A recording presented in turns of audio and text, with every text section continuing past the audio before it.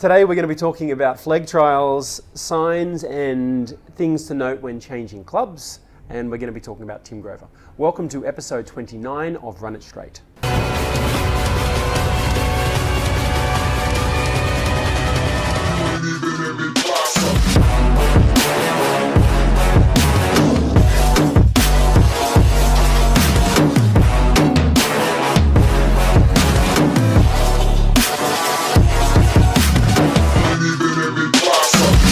Question number one, what's the best way to get into Flegg Trials while playing regular club footy?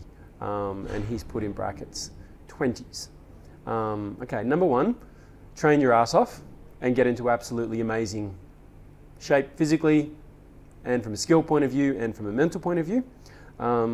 Be exceptionable, and I think I've invented a word, I don't know if it is a word or not, unignorable. Is that a word? You got to be that good that you stand out, okay? Now, I would, right up you've said from playing 20s, I wouldn't play 20s. If you're playing 20s, that means you're 19 or 20. I would get you to try to get yourself into a shield side.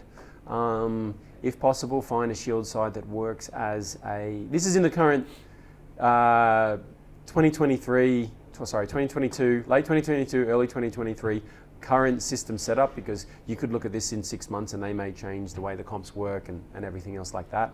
But most of the Sydney Shield teams are affiliated with a Sydney NRL club, and a lot of them, any of the players that aren't playing Flegg, they might have a roster of 20 or 25 players that play Flegg, but there could be 8, 9 of those players who don't play Flegg that week who will usually come down and play Sydney Shield. So there is a direct pathway, okay? So you want to try and get yourself into a shield, and if you do well in that side, that's then going to put you on that particular Flegg side's radar, okay? Because you're playing with those Flegg players, the coaches talk, that's probably the best way to go about doing it. First thing. Second, that you want to try and find a club that has, this was something we were just talking about yesterday, a train and trial as a part of their recruitment strategy, as opposed to one-off trials. Now, we have talked about how to stand out in trial games and whatnot, but oftentimes, look, it's a meat market. It's very, very hard when they have 40 or 50 or 80 kids all rock up to trial, and a lot of the time the coaches have already got picked 90% of the squad, and they're just looking for 5 or 6 players to fill a couple of gaps that they have. It's very, very hard in that kind of situation to be able to stand out and be able to get picked. Not saying you shouldn't do it, but it's a lot more challenging. Whereas if you can find a place where they'll at least give you 4 or 5 weeks training with a large squad up until Christmas before they'll try and cut it down a little bit, and then in the new year they might have a few trial games and they can cut it further.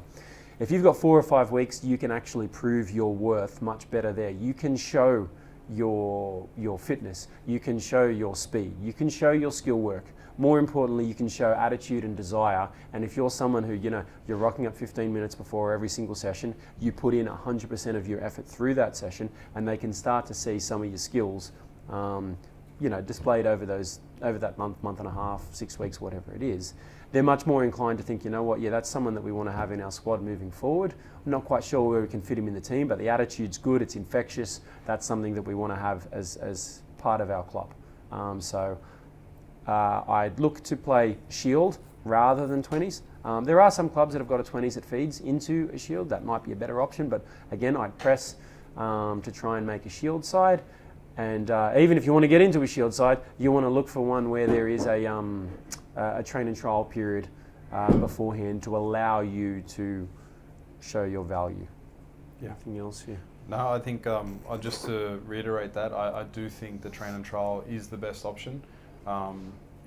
If you can find someone that does structures like that, that offers that. Like I said, it shows your commitment, your training, your skills, rather than putting you in a game situation and you may or may not be able to stand out depending on a whole host of things. Yeah. So you might be a middle and the dummy half is mates with another middle and a second row, and he keeps just feeding his mates the ball, and you don't get the ball, even though you might be a better player. It just so happens that you don't get the ball, you don't shine, those guys gets picked, you don't. Or you might be in a trial where the team's already picked. Yeah. Yeah. So which has happened before. So 100% train and trial if you can, and then even if they have made up their mind on a player and not necessarily looking at you too much, in that train and trial situation, you have the chance to show off your skills, your commitment, and your desire to play, and that might sway them to picking you instead. Yeah, no, 100%, 100%. Yep. Okay, question number 2. Signs and things to note when changing clubs. We don't have an age, but let's assume it's sort of that, I guess 13 to 17 is when a lot of the boys look at changing clubs, for a whole variety of reasons. A couple of things that I would be looking at: coaches and assistant coaches. You want to be coached. You're going to get better by having people who are smarter than you and or more experienced than you teaching you new, different, better things. Okay, so someone who's more concerned about helping everyone in their team develop, so developing the talent rather than simply just winning games. If they're concerned with just winning games, I actually don't think that's probably the best place to go. But if they're more concerned with looking, okay, look, all of our middles, what we want to work on this year is finding your front when you get tackled, getting really quick play the balls, hitting the ad line, making meters through the middle, and looking to develop some offloads.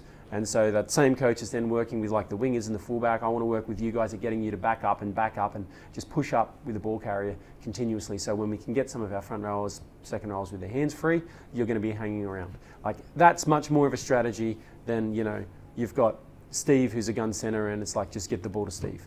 So I'd say that. The second thing, I'd look at where the team finished last year. A strong side may mean that you don't get anywhere near as much game time. We do see that there's some parents who are like, I really want my son to be able to play semi-finals and finals, and I'm looking at moving him to this stronger side. And it's like, okay, you might move to the stronger side, but they're stronger for a reason. They're the ones that have been playing the semis and the finals for a reason. And if that means that he's going to get half a game, he's going to sit on the bench for half a game, and then when he comes on, he's not going to be in his preferred position, and they've already got their structure and their guns set, and those are the guys that are going to get the ball, then you shouldn't go there just to chase comps. You should find somewhere where you're going to get as much game time as possible.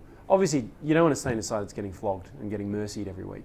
But if you can find a middle table team, a side where it requires you to actually play well for them to do well, I think that's a really good amount of pressure. And we've seen some kids that have gone. Josh is a really good example when he went to St John's, and they won a comp that year, and a big part of that was them relying on him to do his thing. And if he didn't do well, then the team wouldn't do as well. So that forces you to become a better player. What positions are the side weak in? What positions are the side strong in? If you're a fullback and they've got a gun fullback, why are you going to that side? If you're a hooker and they're light on in hookers, that might be a really good opportunity to go in there and help own that position. Anything else you want to? I'd just say, more importantly, don't sacrifice going to a team that'll make you play out of position. At the end of the day, if you're trying to make a development squad in a certain position, you need to be playing that position to stand out and to be able to get selected in that position. So unless it's, I'll put one caveat. Yep. We've had some wingers who sometimes they have confidence issues, tackling and getting involved. And I would say if you could go somewhere where you can get thrown into the second row, if they're a big enough body and they can have a season of tackling, running, getting 100%. Hit. But that's the position that he wants to play, or he should play. So the team he needs to go to is maybe sometimes you got to get realistic about what position you're actually. Yeah, there's one player in particular that trying to talk him out of a position, but it's not quite working at the moment. And hopefully the penny doesn't drop too late. But the point is, make sure you go into a side where you're playing the position that you either need to play or that you want to play to stand out. Yeah. So do not sacrifice that. That above everything else for me would be the number one. Oh, and the hard thing is as well, it's like, well, all my mates are there. Absolutely, got no dramas. And if you just want to be playing football to enjoy playing football with your mates, go to that team. But League Fit Academy, the reason that we're here is we're trying to make you guys as better footballers as you can possibly be. So oftentimes that might mean you have to leave your mates, and they could be mates that you've played footy with for 10 years. But and they might be at age 15, and we've had some guys that have been like that, and they were just really reluctant. No, I just want to stay with my mates. Then they play out of position, and then they come in and they whinge every week that they're playing out of position. It's like, well, you chose to stay and play with your mates rather than to go to a club and that's fine. That's the vast majority of rugby league players aren't going to go on and be professionals and everything else. But if you do want to see how good you can be, you're going to have to. And this is like, so we talked in the last episode, we're about to talk about Tim Grover, but we talked about David Goggins, and it's about not doing what everyone else is doing. That's where you get to separate yourself and you get to do something special, is when you're different to everyone else. Get comfortable with being uncomfortable. Yeah, 100%. Be uncommon amongst uncommon people. That's the one. That was the phrase. Anything else? No. Okay. All right. Final one. Education dump. Tim Grover. Tim Grover was the personal, you could say, S&C / high performance. Is there any other way you can describe him? That's kind of what he did, but it was more encompassing. He would do his skill work and psychological stuff and everything. Coaching as well. He was like a performance specialist, I guess you would say. Yeah. But from an S&C background, two in particular that we'll mention was Michael Jordan and Kobe Bryant. And look, this guy was that good that Jordan was paying him not to train anyone else because he realized how much of an asset he was to him. He's like, I don't want anyone else getting your stuff. So he paid him just to work with him. Now, obviously, with obviously that was a while ago with Jordan, but the amount of money the basketballers earned, they could afford to have someone high quality who was just devoted to him solely, like I guess tennis players and whatnot too. But he's got 2 books, Winning and Relentless, and in both of them there's countless amount of stories that he talks about these two and about other ones, but about the mindset that some of these guys have with their training, about how hard they would train, the way that they would approach every situation, even those things that are outside of basketball. And someone who has that hands-on, one-on-one, intimate sort of experience with those guys and with the mindset of those guys is completely like, you can't put a price tag on that kind of knowledge. And like we talked about with Goggins in the last episode, it's about thinking about things differently and about not doing whatever, because the reason that these guys were in the position they were, of course they had talent, but it was because of the things that they were willing to do, the lengths they were willing to go to that others weren't. And so really it's around the concept and the mindset of winners and his exposure, and then being able to continue to bring that out. And there are other guys that he worked with. And he worked with them to a ridiculous extent. And he was someone who probably embodied this himself, which is why they kept him around. Like, we go back into, we're talking about like the 80s here, and he would watch Jordan play a game and he'd record it on, the big fat old VHS tapes. And he'd watch him play a game and he'd notice that he'd be taking all of these stats as he's going along, that Jordan would step off his right knee 156 times in a game. And then off his left, he'd only step off at 110. And so he's noting down all these numbers. Then it's like in the gym the next day, we're going to go and we're going to even that out. And he would train the leg that didn't do as much work. He'd go and he'd train that. Certain directions he sprinted off on, he'd go and he'd train the opposite leg. And that was fastidious attention to detail, which is what's required for people at that particular, at the sharp end of the spear. That's kind of what you need to do. Yeah, I think, look, with all of these motivational speakers, the one common thing that you will find is they talk about mindset. So changing your mindset, getting the right mindset for what you need to achieve.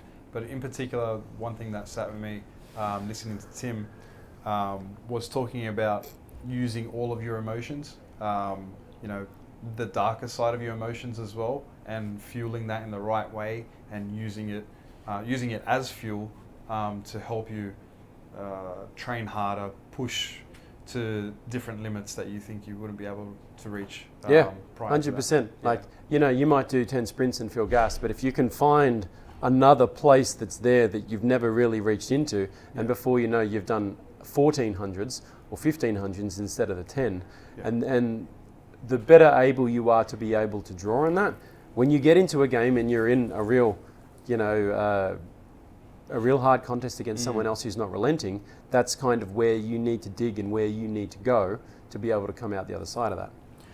Everyone's motivated to an extent. You need to find a different type of motivation beyond that. So if you've got to dig deep down inside, use emotions, use whatever you need to push that extra little bit.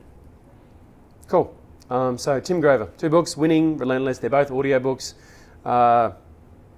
Similar in a certain sense to the Goggins one. The book's read, and then actually he has a bit of a chat. There's a female, I think she's a publisher, and she asks him questions and he answers them. So I think he's kind of copied a bit of that similar thing that Goggins has done, but absolutely brilliant books.